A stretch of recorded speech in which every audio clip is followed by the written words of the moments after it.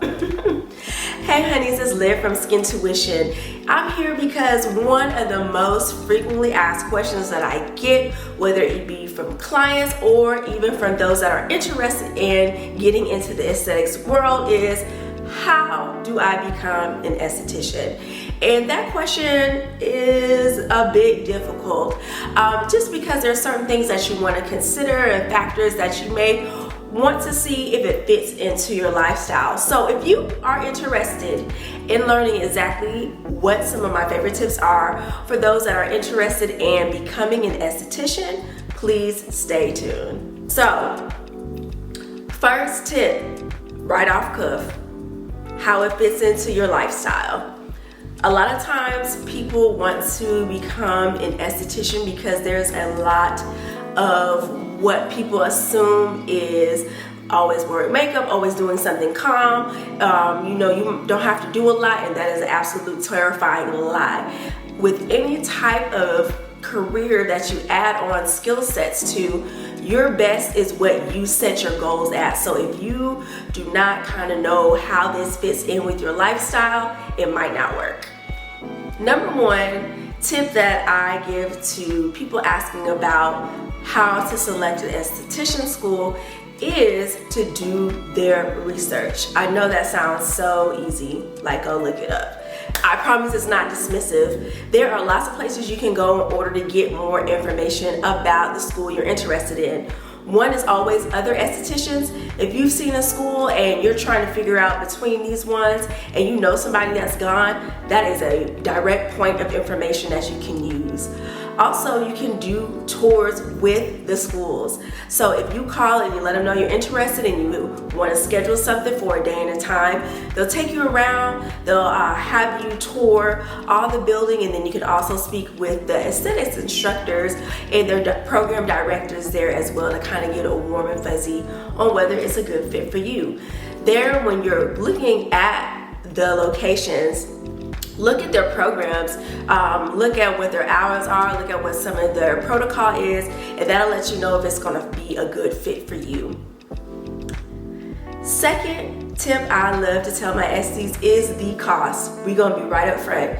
A lot of people get what they put into their aesthetic education, and that is just because if you're using a program that is low cost, you have to bring in your own supplies, you still don't get lots of hands-on training, that would definitely be a detriment. That means on the back end of the school, you absolutely are going to need to invest in some advanced courses or trainings.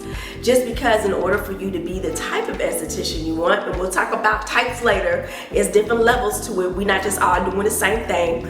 But once you figure out what type of esthetician you want to be, that is going to really help in you selecting a school as well.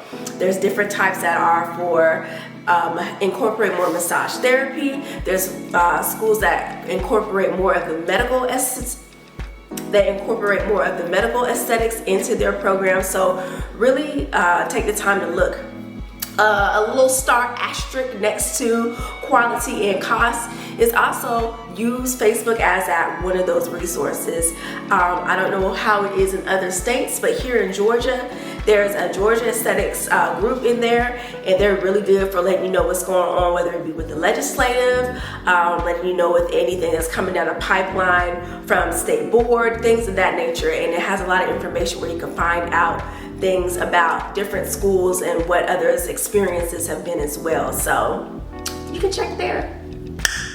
Last thing that I'll say, in my case, it definitely was like a higher tier concern, but also your location. When it comes to going to school, you want to do and go to a place where you are willing and apt to go.